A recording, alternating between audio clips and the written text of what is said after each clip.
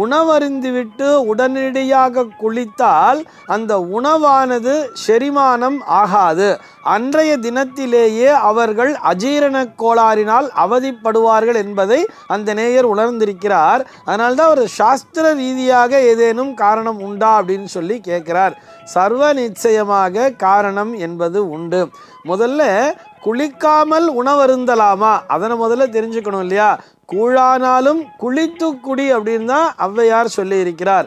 அது கூழாகவே இருந்தாலும் அதிகாலையில் எழுந்த உடனேயே குளித்து விட வேண்டும். குளிச்சு விட்டுட்டு தான் அப்புறம்தான் சாப்பிடணுங்கிறதையும் சொல்லியிருக்கா இல்லையா?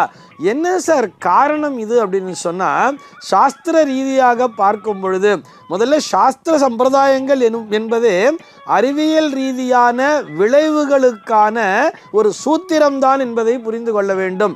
இந்த சாத்திரத்தை நாம் சரியாக கடைபிடிக்கும் பொழுது, சாத்திரம் என்பது ஒரு சூத்திரம், அதாவது ஒரு ஃபார்முலா அப்படின்னே வச்சுக்கலாம். ஃபார்முலா எங்கே யூஸ் பண்ணுவோம்?